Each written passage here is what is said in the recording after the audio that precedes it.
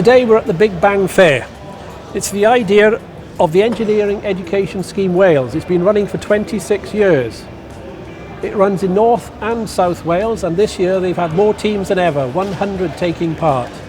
They're sixth form pupils who have been working with engineers and businesses in Wales to develop various forms of engineering, science, etc. They are all coming together today here in Swansea and in North Wales later to look at all the projects they've been working on for the last 6 months.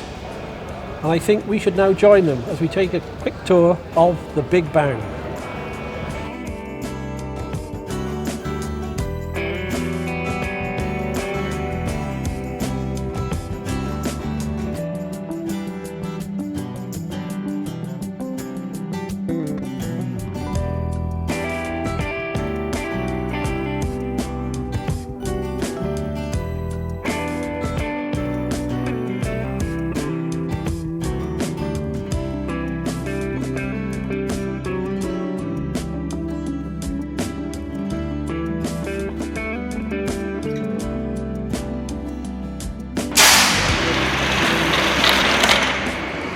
Bob Cater, CEO of the Engineering Education Scheme in Wales. Engineering Education Scheme in Wales has been around in Wales, 26 years, 26th year. The STEM Cymru event, we've had funding from the Welsh European Funding Office, which allows us to expand our operation in Wales. And the title STEM Cymru has come from that. So the Engineering Education Scheme Wales is actually managing the STEM Cymru project. We started off by only having sixth form interventions, that's putting teams of sixth formers with companies, work on a real engineering problem for about 6 months. That's grown significantly, and this year, in fact, we have more than we've ever had. In that here today in South Wales, we've got about 450 sixth formers, working with about 50 companies. But we've also expanded our operations, so we're now going from primary level right up to the sixth form, whereas many years ago we were dealing only with sixth formers. There are a lot of junior schools in Wales, and many people are saying if you want really to affect people's attitudes towards engineering and STEM in general, we need to get it them younger. So yes, we'd like to have more primary schools involved with us. We have a team of 17 people, and it's mainly by personal contact with schools, but obviously we have a website. And people can contact us. Today we've had visiting schools who don't work with us, but they've already seen they'd like to get involved because of what they've seen here. The Welsh Baccalaureate's been restructured, and one of the challenges which they're issuing to students, this is what they're calling them, there are 3 challenges. One is enterprise and employability, and they like what we do and they see it as a way of getting that part of the Welsh Baccalaureate. So the sixth formers who are here with us today, they can claim part of the Baccalaureate because of this, because of what they've done with us.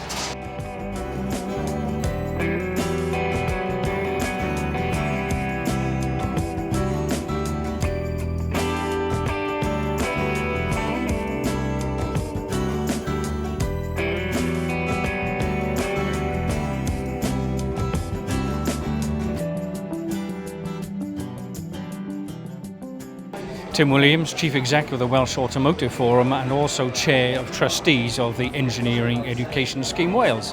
We've been doing this event for many, many years, but of course the industry at the moment in particular is saying, where do we get engineers from?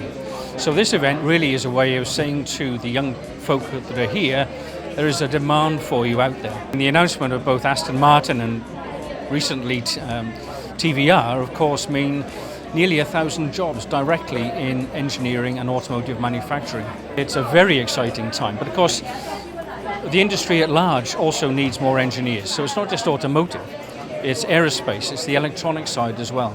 So when we talk about engineers, we cover a broad spectrum of activity. And this really is the message to all the people that are here today, is that keep on doing what you're doing. Look at engineering, study this subject, because there's a huge demand coming when you get into the world of work. Also what we're doing here in terms of the F1 program, we're trying to get into primary school level to give people a chance of understanding what it is that when they come out into the world of work that people are looking for. So throughout the whole education system, what we're trying to say is, look, of all the subjects you can pick, here's an area in terms of engineering and the science and the STEM subjects, because when you do come through university or through college, there is definitely going to be a job for you. We need engineers. And today the Big Bang event really is why it's so important, to give that message to people why they need to carry on doing their STEM subjects, because there is a world of work when they come into it later on. Bloodhound is the latest British attempt to break the land speed record, which currently sits at 763 miles an hour. We're aiming to do in excess of 1,000 miles an hour. Now that's an extraordinary thing to do, and alongside it we're running a huge education programme that's about inspiring a whole new generation of scientists and engineers. We have had a long relationship with Swansea, starting with a young man called Ben Evans, who's now Professor Ben Evans, and it's all been about the design of the shape of the car. So we've needed Swansea and the expertise in Swansea to help us design the right shape to carry our engines and our driver through to 1,000 miles an hour safely. We have a number of engines on board, primarily the Eurofighter jet turbine engine, which is producing about 40% of the power. Alongside that, a cluster of rockets, which give us the extra push. We also have a Jaguar engine on board. It's from the new F-type, and that's basically an auxiliary power unit, predominantly pushing the oxidizer for the rocket system into the car. Fingers crossed, we will be out in the desert next year. We're probably early in the year, early 2017, testing the car on Newquay airstrip, and that's low-speed testing to make sure all the systems are working, and then out to the desert later in 2017 for 800 miles an hour, and then back in 2018 for 1,000 miles an hour, all of which you'll be able to follow live as we run. It's a very important part of the project and part of the education. You get involved now, get to know the car, get to know the team, and then follow us every step of the way as we deliver all of the technology, all of our timings, all of the sensors, 500 sensors on the car, and live video feed. You'll be able to be with us every step of the way and know what Andy's doing. Andy, our driver, Andy Green, you'll be literally driving with him and seeing what's happening to the car as it runs. My name is Mark Thomas. I'm the plant and manufacturing engineer manager at Ford Motor Company in Bridgend. Well, one of the really important things for us as a company is how we interact, not only sort of around our products, our plants and our people, but also within the communities we sort of operate within. And being an engineering company and an engineering business, to sort of have sixth formers and schools involved, that is really important. And particularly an environmentally based sort of project, which is very, very close to our heart. It's made perfect sense for us to sort of team up with Bryn Comp and the Engineering Education Scheme Wales on this project. We suggested what the goal was, and the goal was to, because we have one of the largest flat roofs in all of Europe, so the goal was to take all the rainwater and to recycle it. That was about the extent of the scope, and then it was down to the school to really come up with what the solutions were and how it would be managed. Initially we had to do some extensive research into filtration systems and renewable energy sources such as wind farms, solar farms, as Ford keep a scorecard on renewable energy sources. And then we basically had initial ideas after then, and we had two initial ideas, both we weren't confident on them, and then we settled with our final idea. So the roof collects the water, it goes through to the manhole, and then we've got a pump to get into the first tank. The first tank is just where it stores the grey water. Then it goes through another filter, which is to get rid of the solids or the microbes in the water. So then we've got the second tank, which will store the clean water, and then the chemicals will be injected into this tank. So we've got bromine, chlorine, they're the ones that will really get rid of the bacteria. Then we've got the final pump, which gets back to the factory, which can be used because it's clean. So we've got a little bit of refinement to do most probably, and I think the girls talk about how do you take the solids out and things like that, but we also have to sort of consider how do you take any potential oils out of things. But then you can see, a really sort of solid job on understanding the scope, but also the cost. And what really surprised me is how we've got the payback down to under 1 year, which for any commercial company is very, very important to understand the cost of investment gets paid back.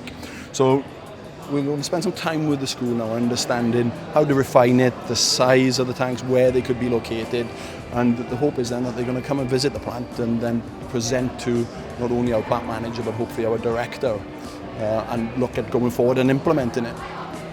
Well, I come here on a regular basis and I'm always amazed by it.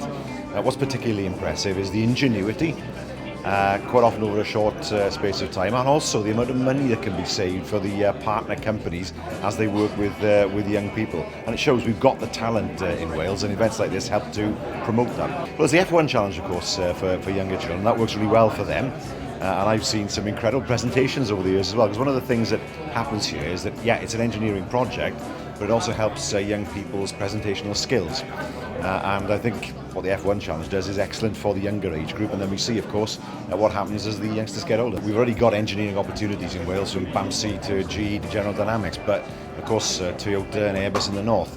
But with Aston Martin and TVR hot on the heels of each other, even more opportunities are going to be created in Wales. For the first time, we'll have two companies manufacturing cars in Wales. It hasn't happened for 50 years, and that's just great in terms of the opportunities that presents for young people. Yes, we want to make sure that they develop their skills and become engineers. We also want to make sure there are opportunities for them to use those skills here in Wales. Okay, so what we're doing here is we're dehydrating poo, so we're squeezing it out all the water out and then pouring the water into a water filter here. So this can be used in toilets in, say, less economically developed countries and refugee camps and things like that. So you pour the dirty water in there and it comes out nice and clean there. So you squeeze the poo out here, and you can see on one of the designs there, the poo then exits through a different hatch, then it goes into effective box in the corner there. Just gravel, well, pebbles, gravel, sand, and then an activated carbon on the bottom, and that can be made from decomposing bananas and things like that. So it's really cost effective and it's just easy to get hold of. So it's not like dangerous chemicals or anything, just from the ground. So we're General Dynamics, we're a Prime Ministry of Defence contractor. So we provide the Ministry of Defence in the UK with armoured fighting vehicles and communication systems. So we're currently looking for a lot of people to join our apprenticeship scheme. It's a 4-year course and it covers all aspects of engineering, software, hardware, electrical, pretty much any sort of engineering that you could be interested in. The application process is open now and we're looking for people to start in September. We also have another 250 jobs going in Merthyr Tydfil, where we're just opening on a new site for the armoured fighting vehicles. Hi, I'm Alistair Barnes. I'm a final year engineering doctorate student here at Swansea University. And I'm Matthew Bennell. I'm a master's level student here at Swansea University. You both entered this competition some years ago. Is that the inspiration for you going further in your education and your careers? Yes, definitely. I found out about the degree course in materials engineering as part of the engineering education scheme, and it's what encouraged me to do it. And what will you be aiming to do in your career in the future? Well, at the moment I work on energy storage for buildings, trying to produce very large batteries, very low cost, and that's a field that really interests me, so I think I might try and continue that after my doctorate. Yeah, almost definitely. I didn't really know what I wanted to do when I was in school, and I did some projects with the ESW and found out about engineering and really got involved with the projects and really enjoyed it and decided that's what I want to do for the rest of my career, basically. Would you like to go into yeah, so motorsport engineering, so for Formula 1 teams and things like that. What would you both say to young people today who are starting out, maybe even in primary school before they go into secondary school? What would you say? I think it's really important to talk to as many people as possible, take every opportunity to do work experience and things like that, and that will help you to find out more about what you want to do personally. And make sure you do something you're interested in, something you enjoy doing, because it makes it easier in the long run. Definitely. Thank you.